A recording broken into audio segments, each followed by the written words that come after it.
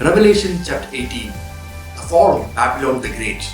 After these things, I saw another angel coming down from heaven, having great authority, and the earth was illuminated with his glory. And he cried mightily with a loud voice, saying, Babylon the Great is fallen, and has become a dwelling place of demons, a prison for every foul spirit, and a cage for every unclean and hated bird.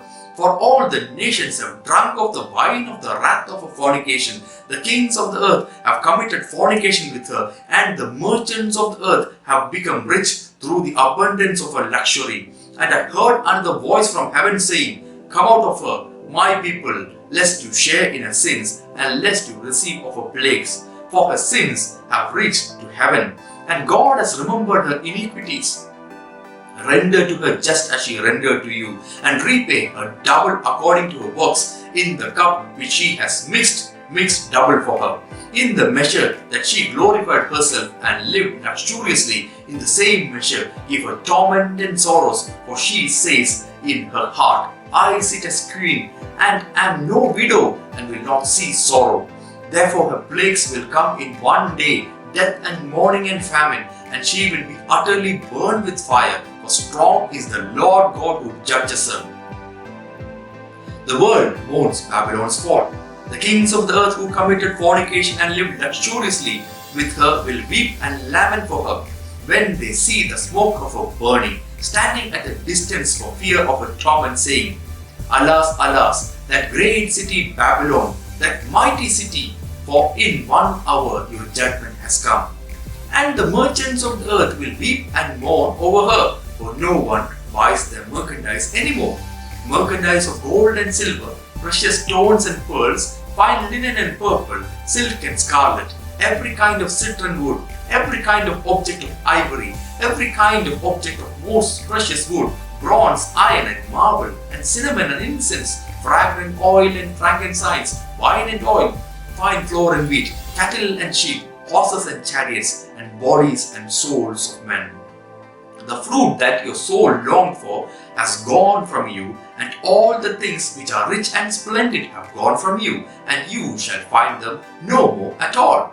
The merchants of these things, who became rich by her, will stand at a distance for fear of her torment, weeping and wailing and saying, Alas, alas, that great city that was clothed in fine linen, purple and scarlet, and adorned with gold and precious stones and pearls, for in 1 hour such great riches came to nothing.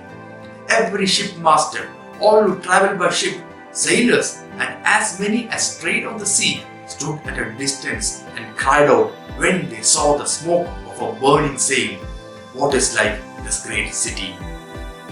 They threw dust on their heads and cried out, weeping and wailing and saying, Alas, alas, that great city, in which all who had ships on the sea became rich by her wealth. For in 1 hour she is made desolate. Rejoice over her, O heaven, and by you, holy apostles and prophets, for God has avenged you on her. Finality of Babylon's fall. Then a mighty angel took up a stone like a great millstone and threw it into the sea, saying, Thus with violence the great city Babylon shall be thrown down, and shall not be found any more. The sound of harpists, musicians, flutists, and trumpets shall not be heard in you anymore.